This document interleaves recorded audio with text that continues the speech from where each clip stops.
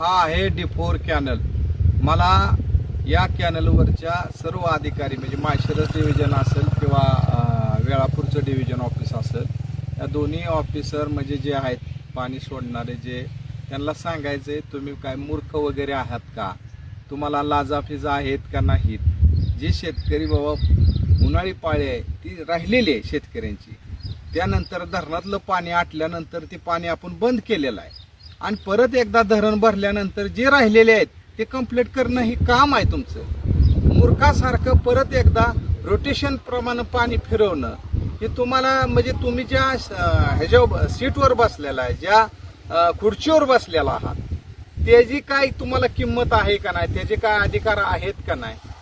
मला एक सांगायचंय, आमदार असतील, खासदार असतील, माजी आमदार असतील, की बाबांनो ह्या अधिकाऱ्यांना तुम्ही सांगा की बाबांनो जी उन्हाळी भरणी राहिलेली आहेत, शेतकऱ्यांची भरणी जी राहिलेली आहेत उन्हाळ्यातली, त्यांच्या विहिरी कोरड्या पडलेल्या आहेत, अशा लोकांना पहिलं प्राधान्य द्या, त्यांना पाणी द्या.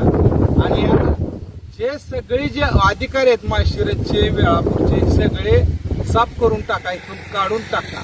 मला पालकमंत्र्यांना बी सांगायचं, मी निवेदन देणार आहे की सगळे अधिकारी हे आयत खाऊ झालेले आहेत, ह्यांचं नुसतं पैशाची आणि सायपनची संबंध आहेत. आणि मला पालकमंत्र्याला सांगायचं आहे की हे सायपन जे चाललेलं आहे ते कायम करून घ्या शेतकऱ्यांचं. म्हणजे हे पैसा म्हणजे हा पैसा जे आहे सायपनचा तो सरकारी तिजोरीत पडल. आणि दुसरी गोष्ट, ह्या अधिकाऱ्यांना हाकलून द्या ह्या, कारण हे इतके मगरूर झालेले आहेत, त्यांना ह्यांची जागा कळत नाही, म्हणून यांना हाकलून द्यावा अशी नम्र विनंती आहे. जय शिवराय, जय भीम, जय लहुजी.